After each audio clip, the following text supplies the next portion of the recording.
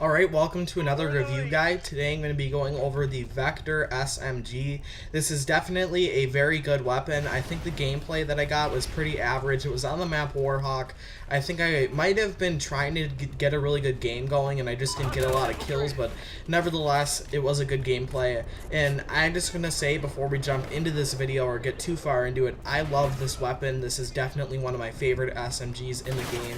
It's actually appeared in a lot of the recent Call of Duty's, Call of Duty Black Ops 2, I think it was in Modern Warfare 3, Modern Warfare 2, so actually it wasn't in Modern Warfare 3, I don't know what I'm thinking of, but this is a pretty good weapon, I'm definitely going to say. This is the first Call of Duty I actually like this weapon in, and let's just jump right into the stats, and I'll show you the reasons why I like this weapon later.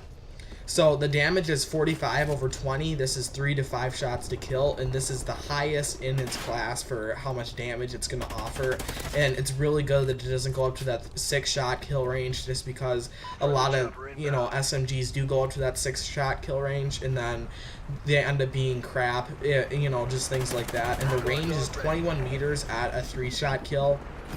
And then it drops off pretty fast to a 5-shot kill range at 24 meters, so really you're not going to see a lot of 4-shots kills just because that's 21 meters, 24 meters, that's pretty rare to get enemies in a 3 meter area or whatever you want to call it, but that's pretty good range. It's probably the highest in its class, I want to say. I'm not exactly sure if that's the highest, but I'm pretty sure that is the highest, and it's a pretty good range. The rate of fire is 759 RPM, and that is the slowest in its class, which you can obviously tell that something is going to be slow or bad or terrible, and that is the rate of fire. So I definitely recommend putting on rapid fire and maybe a grip, just so that way you can get some of that accuracy loss back from the rapid fire. The average recoil is not too bad. It definitely kicks in randomized directions, so you're going to have to be careful that the enemies that you're aiming at, you're not going to go fully automatic on right away, and you're going to do pop shots. So basically, like I said, do pop shots. You should have no problem picking off enemies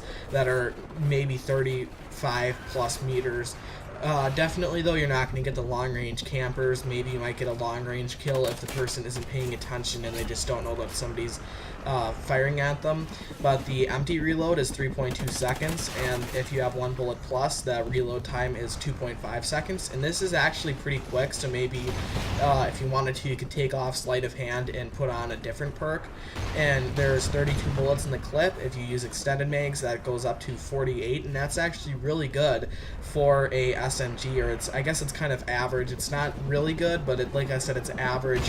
I think all of the SMGs are about 32 or up, and all the assault rifles are about 30 and up. But like I said, this gun is definitely pretty good, and that high clip size kind of just helps out because it is more like an assault rifle in my opinion than some of the other SMGs in the game. So having 2 extra bullets average than the assault rifles is kind of nice, and it does have pretty good iron sights. These are definitely my favorite iron sights than all of the Vectors in the recent past. The iron sights are pretty clean, they're pretty nice, they're definitely average. You probably don't need an optic on it unless you enjoy optics like I do, and it's definitely good at all ranges. Like I said though, you're going to need pop shots and people that are at super long ranges, and if they're firing at you, pretty much you're probably going to die. You're probably not going to be able to get them at that super long range.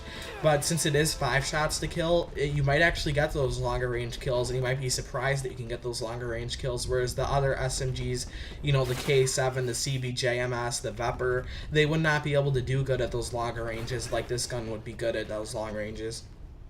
And who would benefit from this gun? Anybody that likes SMGs in the past. Like I've liked SMGs in the past, like the P90, the UMP.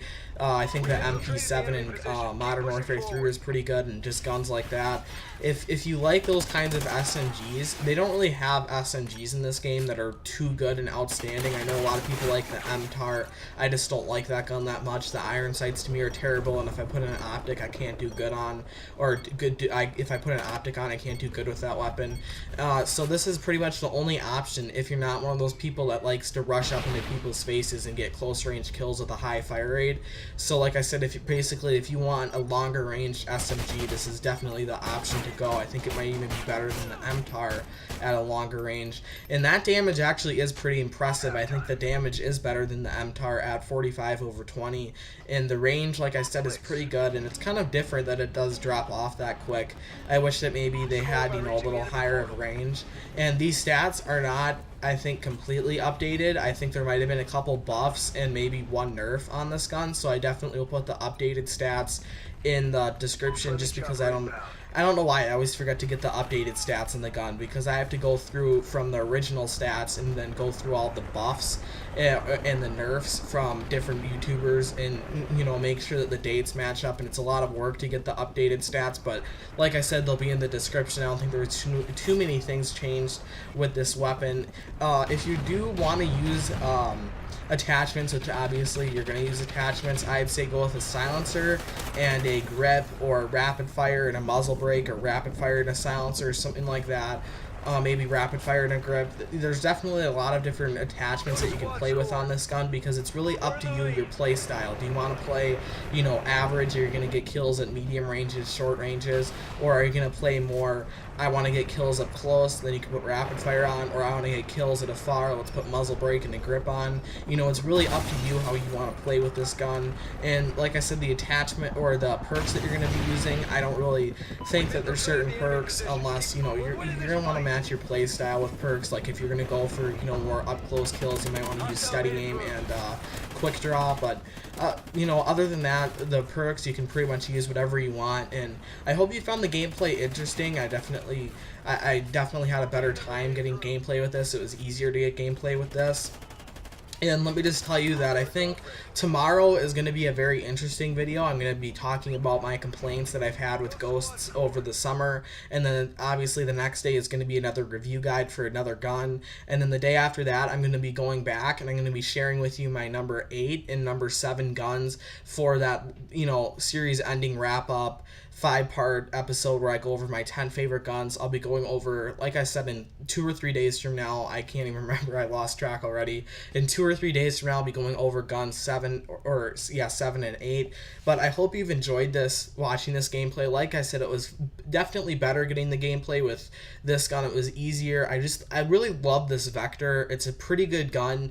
Like I said, it's the only kind of old school SMG that are actually more longer ranges, instead of just being able to kill people at close range and that being it. I hope you've enjoyed this video, and I hope you're enjoying this series going on. As always, thanks for watching.